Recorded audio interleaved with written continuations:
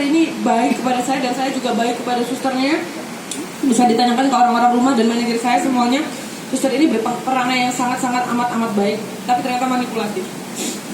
Ambil keterangan 4 orang, ini ayah kandung, ibu kandung dari korban, serta 2 orang yang bekerja di rumah ataupun berada di kediaman. Untuk tersangka yang sudah kita amankan dengan inisial IPS, perempuan 27 tahun, ini warga negaraan Jawa Timur, Indonesia, asal Jawa Timur. Perkara tindak pidana kekerasan terhadap anak, kita kenakan, kita jerat dengan pasal 80 ayat 2 Undang-Undang RI 35 tahun 2014, perubahan Undang-Undang RI 23 tahun 2002, perlindungan anak subsidiar, pasal 80 ayat 2 Undang-Undang Republik Indonesia 35 tahun 2014, perubahan tentang Undang-Undang nomor 23 tahun 2002 tentang perlindungan anak, tindak pidana kekerasan terhadap anak, dengan ancaman hukuman penjara 5 tahun, tindakan kekerasan dengan benda atau barang, dan ancaman paling banyak 100 juta rupiah. Di mana kejadian ini berawal dari hari Kamis 28 Maret 2024 sekira pukul 4:18 dini hari, yaitu tepat-tepat pada saat akan menjelang imsak, di mana TKP di perumahan PJ di daerah Lowokwaru. Jadi berawal perkara ini dari informasi suster kepada orang tua korban, di mana anaknya mengalami cedera akibat jatuh, ada memar di bagian mata sebelah kiri dan kening bagian tengah atas.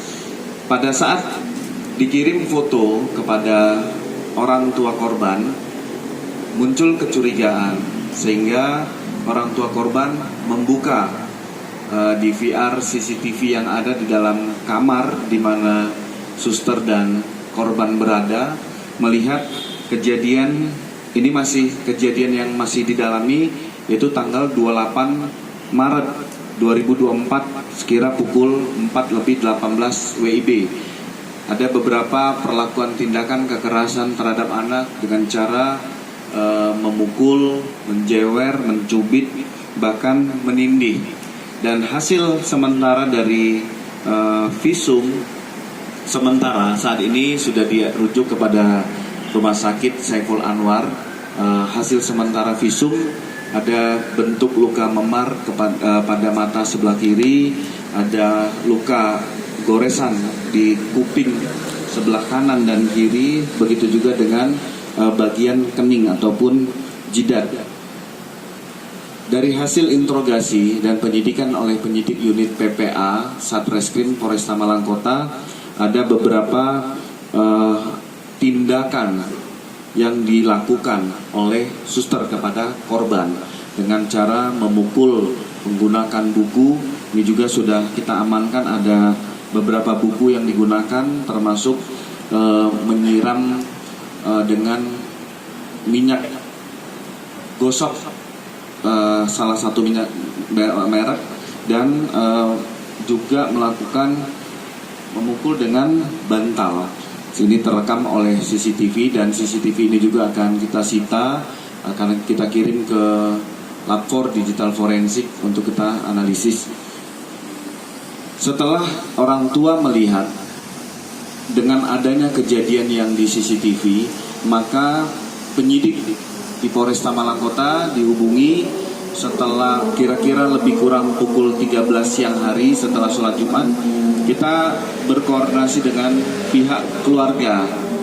Pihak keluarga pada saat itu baru landing dari Jakarta, sehingga tim melakukan koordinasi, mendalami TKP, melihat bahwa dari sudut pandang CCTV yang ada, persesuaian sama dengan bentuk kamar yang ada di ruangan yang terlihat di CCTV. Begitu juga kita lihat ada boneka panda begitu juga dengan sarung, bantal, dan spray yang ada. Ini kita cocokkan persesuaian dari CCTV dengan lokasi tempat kejadian, sehingga patut diduga kejadian ini benar-benar telah dilakukan. Sehingga pada saat setelah penyidik melakukan proses pembuatan laporan polisi, melaksanakan penyelidikan, pemeriksaan saksi-saksi, membawa korban untuk dilakukan visum, termasuk kita juga berkoordinasi dengan Dinsos P2 TP2A. Kami juga menyiapkan tim trauma healing dari Polresta Malang Kota terhadap psikologis terhadap anak. Tadi kami juga sudah melaporkan kepada Bapak PJ Wali Kota dan Ketua DPRD bahwa penanganan perkara ini akan menjadi suatu perhatian. Kita akan bertindak cepat terhadap perbuatan-perbuatan tindak kekerasan terhadap perempuan dan anak. Ini gunanya untuk memberikan rasa aman bahwa Kota Malang itu kota yang ramah terhadap perempuan dan anak, sehingga semua kejadian terhadap perkara perempuan dan anak harus segera kita tangani dengan cepat. Dan kami juga melaksanakan rangkaian penyelidikan dan penyidikan ini dari tadi malam, proses pemeriksaan saksi sampai dengan pagi ini pukul 5.30 pagi kami sudah melakukan gelar perkara, meningkatkan status sebagai tersangka dan melakukan penahanan terhadap tersangka IPS. Saat ini yang bersangkutan hadir pada saat rilis, dan ini berlanjut. Kami juga akan melaksanakan koordinasi dengan jaksa penuntut umum, termasuk akan mengirim barang bukti CCTV kepada Lab 4 Digital Forensik yang ada di Polda Jawa Timur, termasuk kami akan menunggu koordinasi dengan hasil visum et repertum yang sudah dilakukan korban kepada Rumah Sakit Saiful Anwar. Adalah tersangka ini merasa jengkel dengan korban akibat ketika itu korban ingin diobati karena bekas cakaran yang ada di tubuh korban, namun korban menolak, tidak mau. Selain itu juga pengakuan dari tersangka ada beberapa faktor pendorong personal pengakuan tersangka. Pada saat itu ada salah satu anggota keluarga dari tersangka yang sedang sakit. Namun itu tidak bisa dijadikan alasan pembenar apapun untuk melakukan kekerasan terhadap anak.